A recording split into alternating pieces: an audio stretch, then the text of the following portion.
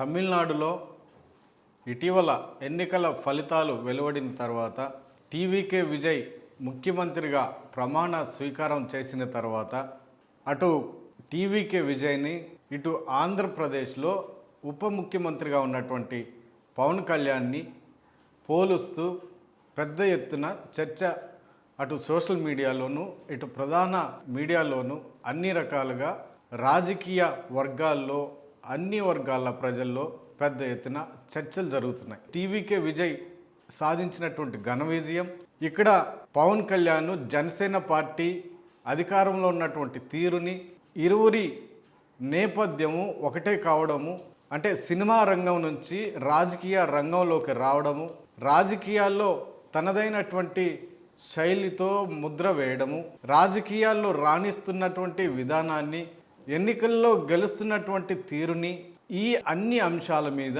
పెద్ద ఎత్తున ఇటు పవన్ కళ్యాణ్ని ఇటు టీవీకే విజయ్ని పోలుస్తూ పెద్ద ఎత్తున చర్చలు జరుగుతున్నాయి. అసలు పవన్ కళ్యాణ్కి అసలు బలాలేంటి, బలహీనతలేంటి, ఆయన తీసుకున్నటువంటి నిర్ణయాలేంటి, ఆయన రాజకీయ పరంగా ఎన్నికల పరంగా ఏ మేరకు ఘన విజయం సాధించారు, ఇటు టీవీకే విజయ్ ఎప్పుడు పార్టీని ఎస్టాబ్లిష్ చేశారు, ఎప్పుడు ఎన్నికల్లో పోటీ చేశారు, ఎన్ని స్థానాలు గెలుచుకున్నారు, ఈ అన్ని విషయాల్లో ఒకసారి పరిశీలిద్దాం. ది ఫెడరల్ ఆంధ్రప్రదేశ్కి స్వాగతం. ఆంధ్రప్రదేశ్లో రాష్ట్రం విడిపోయిన నేపథ్యంలో పవర్ స్టార్ పవన్ కళ్యాణ్ ఒక రాజకీయ పార్టీని ఎస్టాబ్లిష్ చేశారు. ఉమ్మడి రాజధాని హైదరాబాద్ కేంద్రంగా జనసేన పార్టీని ఆయన ఏర్పాటు చేశారు.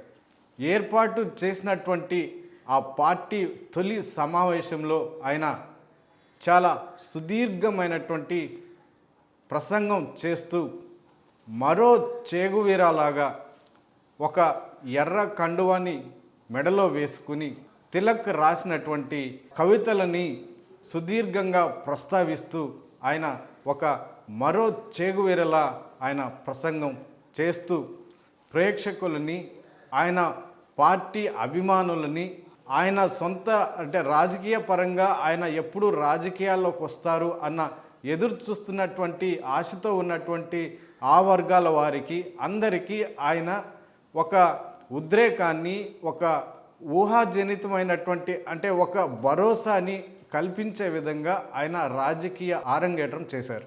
వచ్చి రాగానే ఆయన అంటే పార్టీని ఎస్టాబ్లిష్ చేసిన అతి కొద్ది కాలంలోనే ఆంధ్రప్రదేశ్లో ఎన్నికలు రావడం, ఆ ఎన్నికల్లో ఆయన ప్రత్యక్షంగా పాల్గొనకపోయినా, ప్రత్యక్షంగా ఆయన పోటీలో దిగకపోయినా, పరోక్షంగా ఆయన అప్పటికే బీజేపీతో జతకట్టినటువంటి తెలుగుదేశం పార్టీకి ఆయన మద్దతు పలికారు.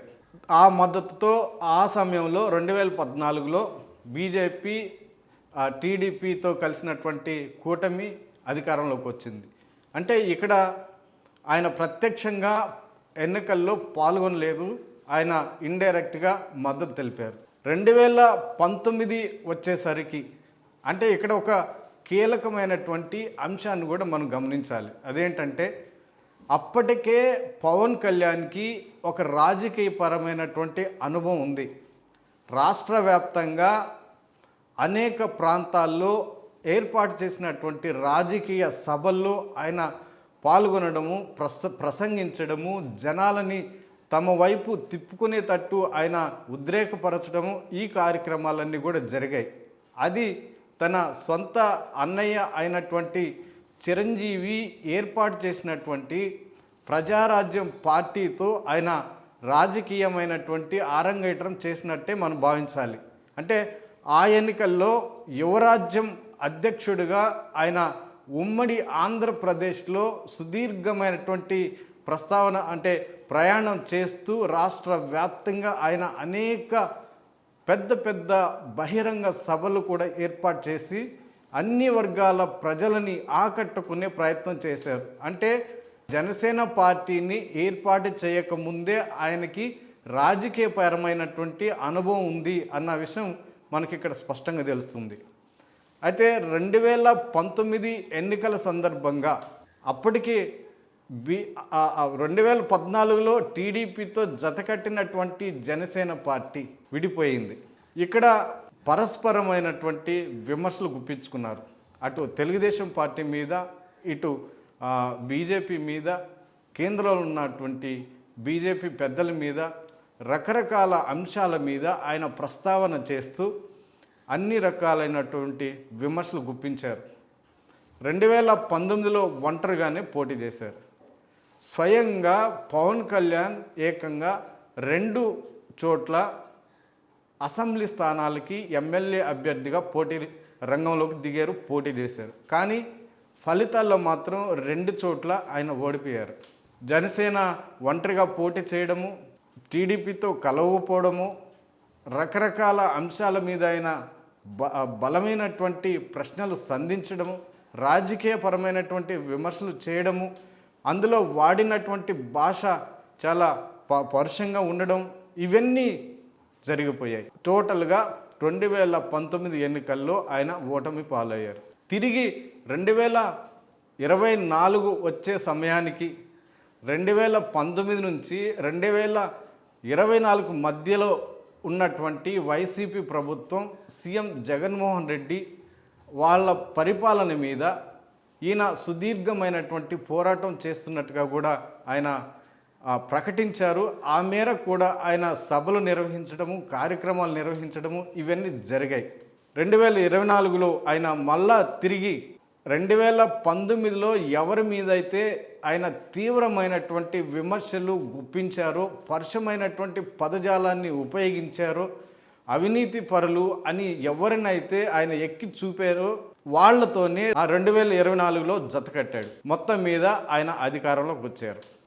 చివరికి ప్రస్తుతం ఆయన ఆంధ్రప్రదేశ్కి 2వ స్థానంలో, అంటే ముఖ్యమంత్రిగా నారా చంద్రబాబు నాయుడు ఉంటే ఉప ముఖ్యమంత్రిగా పవన్ కళ్యాణ్ ఆ పీఠంలో కూర్చున్నాడు. ఈ ఎన్నికల్లో పొత్తుల నేపథ్యంలో వచ్చినటువంటి 21 ఎమ్మెల్యే అసెంబ్లీ స్థానాల్లో జనసేన పార్టీ గెలిచింది, 2 ఎంపీ స్థానాల్లో జనసేన పార్టీ గెలిచింది. ఇదంతా పొత్తుల నేపథ్యంలోనే జరిగింది. అంటే 14లో పార్టీ ఏర్పాటు చేసినప్పుడు ఆయన టోటల్గా చెగవేరాగా అవతారం ఎత్తారు. ఎర్ర కండువాని భుజాన వేసుకున్నారు. ఆయన తర్వాత బీఎస్పీ చీఫ్ అయినటువంటి మాయావతిని ఉత్తరప్రదేశ్కి వెళ్ళి అక్కడ ఆమె ఆశీర్వాదం తీసుకుని వీళ్ళందరి మద్దతుతో ఒక సోషలిస్టిక్ సెక్యులర్ కాన్సెప్ట్లో ఆయన రాజకీయ ప్రయాణం చేసిన తర్వాత 2024 వచ్చేసరికి కంప్లీట్గా యూటర్న్ తీసుకున్నారన్నది ఇక్కడ స్పష్టంగా మనకు అర్థమవుతుంది. అంటే ఒక లెఫ్ట్ వింగ్ ఐడియాల నుంచి కంప్లీట్గా రైట్ వింగ్ ఐడియాలజీలోకి ఆయన కంప్లీట్గా ట్రాన్స్ఫార్మ్ అయ్యాడు అన్న విషయం అయితే ఇక్కడ స్పష్టంగా అర్థమవుతుంది. 2024 తర్వాత బీజేపీ ప్రధానంగా కీలక పాత్ర పోషిస్తున్నటువంటి నేపథ్యంలో ఎన్నికల్లో గెలిచినటువంటి కూటమి భాగస్వాములైనటువంటి జనసేన కానీ టీడీపీ, బీజేపీ అసలు సిద్ధాంతం ఏదైతే ఉందో ఆ సిద్ధాంతాన్ని ఈ 2 పార్టీలు, ప్రత్యేకించి జనసేన, ఆ పార్టీ నాయకుడు పవన్ కళ్యాణ్ భుజానెత్తుకొని ఆంధ్రప్రదేశ్ రాష్ట్ర వ్యాప్తంగా సంచలనమైనటువంటి కార్యక్రమాలు చేపట్టి ఒక సనాతనవాదిగా తనకు తాను నిరూపించుకొని ప్రజలను కూడా తన వైపుకు తిప్పుకునే విధంగా కార్యక్రమాలు చేపట్టి ఆ విధంగా ఆయన ఎస్టాబ్లిష్ అయ్యాడు. అంటే ఇది కంప్లీట్గా బీజేపీ పరమైనటువంటి సిద్ధాంతంలోకి ఆయన పూర్తిగా ట్రాన్స్ఫార్మ్ అయ్యాడు అన్న అంశం కూడా ఇక్కడ స్పష్టంగా మనకు అర్థమవుతుంది. అంటే 2014 నుంచి ఆయన ఎన్ని రకాలుగా మలుపులు తిరుగుతూ వచ్చాడో, ఆయన పార్టీ సిద్ధాంతాలు ఏమని చెప్పి ఇప్పుడు ఏమని చేస్తున్నాడు, ఆయన లెఫ్ట్ వింగ్ నుంచి, లెఫ్ట్ ఐడియాలజీ నుంచి రైట్ ఐడియాలజీలోకి ఎలా పూర్తిగా ఆయన మారిపోయారు, ఎన్నిసార్లు ఆయన పొత్తులు పెట్టుకున్నారు, ఎందుకోసం పొత్తులు పెట్టుకున్నారు, ఈ అన్ని విషయాలు మనం ఈ 14 నుంచి 2024 మధ్యలో ఇవన్నీ స్పష్టంగా మనకు అర్థమవుతున్నాయి. అంటే ఇక్కడ టోటల్గా పవన్ కళ్యాణ్ గురించి మరొక మాట ఏం చెప్పుకోవాలంటే, పవన్ కళ్యాణ్ పార్టీ ఏర్పాటు చేసే నాటికే ఆయనకి రాజకీయ పరమైనటువంటి ఒక అనుభవం ఉంది. అప్పటికే ఏర్పాటు చేసి తర్వాత కాంగ్రెస్లో విలీనమైనటువంటి ప్రజారాజ్యం పార్టీ తరఫున ఆయన రాష్ట్ర వ్యాప్తంగా అన్ని ప్రాంతాలు తిరిగి రాజకీయ సభలు ఏర్పాటు చేసినటువంటి అనుభవం కూడా ఉంది. ఇది మొత్తం మీద పవన్ కళ్యాణ్ గురించి. ఇక రెండో వైపు విజయ్ గురించి మాట్లాడాల్సి వస్తే ఆయన అంతకుముందు 2024 ముందు ఆయన రాజకీయాల గురించి ఎప్పుడు ప్రస్తావించలేదు. 2024లో ఆయన టీవీకే పార్టీని ఏర్పాటు చేశారు. ఆ తర్వాతనే ఆయన తమిళనాడు రాజకీయాల గురించి మాట్లాడడం ప్రస్థానం మొదలైంది. అంతకుముందు ఆయన ఫాదర్ కానీ వాళ్ళకి సంబంధించినటువంటి బ్యాక్గ్రౌండ్ కానీ పొలిటికల్ నేపథ్యం లేదు.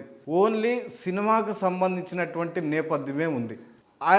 ఆయన ఫాదర్ ఒక అసిస్టెంట్ డైరెక్టర్ నుంచి డైరెక్టర్గా వెళ్ళడం, ఈ నేపథ్యం నుంచి విజయ్ తమిళనాడు సినిమా రంగంలో సూపర్ స్టార్గా అంటే రజనీకాంత్ తర్వాత అంతటి ప్రాముఖ్యత, అంతటి ప్రజా ఆదరణ కలిగినటువంటి ఒక సినిమా నటుడుగా ఆయన పేరు తెచ్చుకున్నారు. ఆ తర్వాత రాజకీయాల్లో 2024లో పార్టీ ఎస్టాబ్లిష్ చేసి రాజకీయాల్లోకి ప్రవేశించారు. అంతకుముందు ఆయన పార్టీలకి అతీతంగా, రాజకీయాలకి అతీతంగా తన అభిమానులతో, సినిమా రంగానికి సంబంధించినట్టు కొంతమంది వ్యక్తులతో, తమ సొంత అభిమాన సంఘాలకు సంబంధించినటువంటి నాయకులు, క్యాడర్తో ఆయన తమిళనాడు రాష్ట్ర వ్యాప్తంగా అనేక రకాలైనటువంటి సేవా కార్యక్రమాలు చేపట్టారు.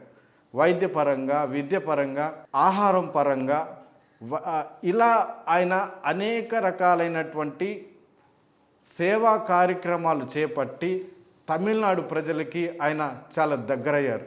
2024 తర్వాత రాజకీయంగా ఆయన ప్రవేశించిన తర్వాత ప్రతిపక్షంలో అంటే అధికారంలో ఉన్నటువంటి పార్టీలని, ఆ పార్టీ తీరుని, ఆ పార్టీ అవలంబిస్తున్నటువంటి విధానాలని, ఆ పార్టీ రూపొందిస్తున్నటువంటి పాలసీల మీద ఒక చక్కని విశ్లేషణాత్మకమైనటువంటి తప్పులను చూపిస్తూ అవి ప్రజలకి ఎలా ఉపయోగపడవో, ప్రభుత్వాలకి ధనం చేకూర్చే విధంగా ఎలా ఉపయోగపడుతున్నాయో, అవి వాటిని అడ్డం పెట్టుకుని అధికారంలో ఉన్నటువంటి నాయకులు ధనాన్ని ఎలా సొమ్ము చేసుకుంటున్నారో, ఈ అన్ని విషయాలని ప్రస్తావిస్తూనే ఆయన ఎక్కడ కూడా అప్పటి ముఖ్యమంత్రి స్టాలిన్ మీద కానీ, ఆ పార్టీ నాయకుల మీద కానీ పరుషమైనటువంటి పదాలని, పదజాలాన్ని దూషణంగా అంటే ఒక తోలనాడే విధానంలో ఆయన మాట్లాడకపోవడం కానీ, గౌరవప్రదంగానే వాళ్ళని సంబోధిస్తూనే జరుగుతున్నటువంటి తీరుని, అవినీతిని, కరప్షన్ని ఎత్తి చూపే ప్రయత్నం చేశారు.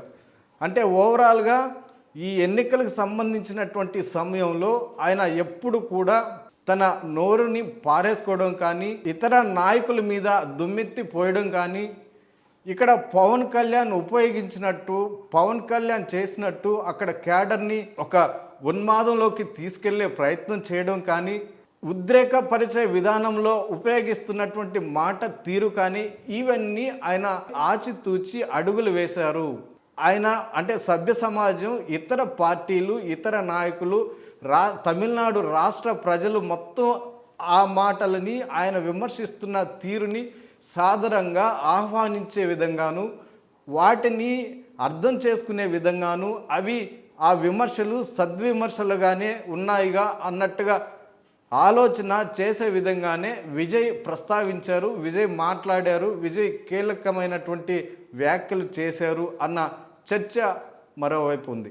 ఆయన మొదటి ఎన్నికలు 2026 ఎన్నికలే. అంతకుముందు ఆయన ఎప్పుడు పోటీ చేసింది లేదు. ఏ పార్టీతో పొత్తులు లేవని ఆయన ముందుగానే ప్రకటించారు. సింగిల్గానే ఎన్నికల్లో రంగంలోకి దిగుతామన్నారు. అలా ప్రకటించినటువంటి విజయ్ ఓవరాల్గా తమిళనాడు అసెంబ్లీ స్థానాలన్నింటిలో తన పార్టీని బరిలోకి దింపారు. అంటే ఎవరితో పొత్తులు పెట్టుకోకుండానే అత్యధిక స్థానాలు అంటే పోటీ చేసినటువంటి తొలి ఎన్నికల్లోనే ఆయన అత్యధిక స్థానాలు సంపాదించి రికార్డు సృష్టించడమే కాకుండా అతిపెద్ద పార్టీగా ఆయన అవతరించింది. అంటే ఇక్కడ విజయ్ తన సోలోగా సింగిల్గానే ఎన్నికలకు వెళ్ళారు. ఇక్కడ ఆంధ్రప్రదేశ్లో అనేక రకాలుగా గత 3 దఫాలుగా అంటే 14లో కానీ 19లో కానీ 24లో కానీ ఇక్కడ పవన్ కళ్యాణ్ పొత్తులు పెట్టుకున్నారు. సో మొత్తం మీద విజయ్ టీవీకే పార్టీని ఎస్టాబ్లిష్ చేసిన అతి కొద్ది కాలంలోనే తొలి ఎన్నికల్లోకి ప్రవేశించడం, అక్కడ మెజారిటీ స్థానాల్లో ఆయన సీట్లు గెలుచుకోవడం, అనతి కాలంలోనే ఆయన ముఖ్యమంత్రిగా ఆయన పదవి స్వీకారాన్ని చేయడం, ఆ స్థానంలో కూర్చోవడం.